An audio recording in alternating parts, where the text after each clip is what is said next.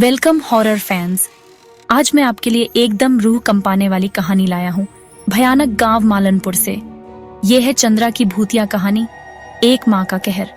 मालनपुर एक छोटा सा शांत गांव, खेतों, पहाड़ों और एक नदी के बीच बसा हुआ।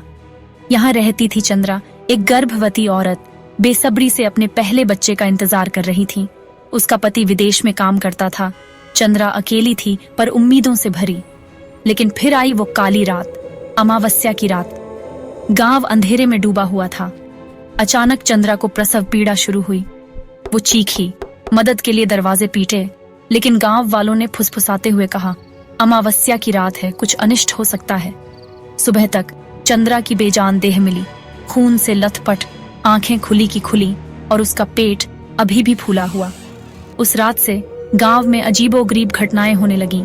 बच्चों के खिलौने अपने आप हिलने लगे, कुएं से औरतों की चीखें गूंजने लगीं, मंदिर की मूर्ति से खून रिसने लगा।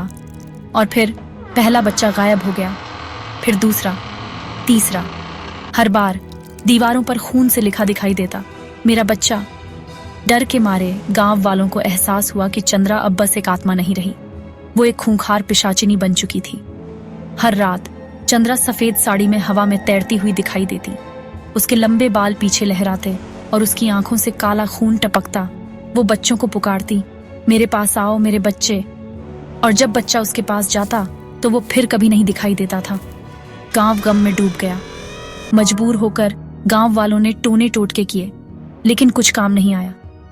एक दिन कुएं में एक अधजला बच्चे का शरीर मिला, जिस पर लिखा था, अब ये मेरा है। गांव के पुजारी ने अग्निनाथ नाम के एक तांत्रिक को बुलाया, जो तंत्र मंत्र का महारथी था। काले कपड़े पहने, जटाओं में सांप लिपटे, उसने ऐलान किया, ये कोई भटकती आत्मा नहीं, ये एक शिशु पिशाचिनी है। एक माँ जो बिना बच्चे को जन्म दिए मर गई, उसकी आत्मा मातृत्व की प्यास में जल रही है। गांव के बीच में एक पाल मंडल, खोपड़ियों से बना एक यंत्र स्थापित करके अग्निनाथ ने कहा, अब जो होगा वो तंत्र और मौत के बीच की लड़ाई होगी। अगली अमावस्या की रात अग्निनाथ पीपल के पेड़ के पास पहुंचा, चंद्रा का सबसे शक्तिशाली अड्डा। बादल गरजे, जमीन कांपी और एक खौफनाक हंसी गूंजी, तुम मेरे बच्चों को मुझसे छीनने आए हो? उसके सामने पिशाचिनी चंद्रा प्रकट हुई, बच्चों की आत्माओं से घिरी हुई, मुंह सिले हुए, आंखें खून से भरी। वो चीखी, मैं एक माँ हूं और एक माँ हमेशा अपने बच्चों को ले लेती है, चाहे वो जिंदा हो या मुर्दा। अग्निनाथ ने अपना अनुष्ठान शुरू किया, AUM कालमुक्तये नमः, अग्नि तेज शत्रुनाशिनी। धरती हिली, चंद्रा ने हमला किया, उसकी परछाई चीखती हुई सांपों में बदल गईं, लेकिन अग्निनाथ अडिग रहा। आखिरी मंत्र का जाप करते हुए उसने गरुड़ चक्र को आग लगाई और हवा में उछाल दिया। चंद्रा चीखी जैसे ही आग ने उसे घेर लिया और बच्चों की आत्माएं एक एक करके आजाद हो गईं। जमीन पर गिरते हुए चंद्रा की आंखों से आंसू बहने लगे और वो फुसफुसाई, क्या मेरा मातृत्व मेरा गुनाह बन गया? अग्निनाथ ने जवाब दिया, मातृत्व पवित्र है, लेकिन अधूरा मातृत्व जब राक्षसी रूप ले लेता है तो वो ब्रह्मांड के संतुलन को बिगाड़ देता है। उसकी आत्मा को शांति देने के लिए एक अनुष्ठान करते हुए अग्निनाथ ने चंद्रा की आत्मा को प्रकाश की ओर ले गया।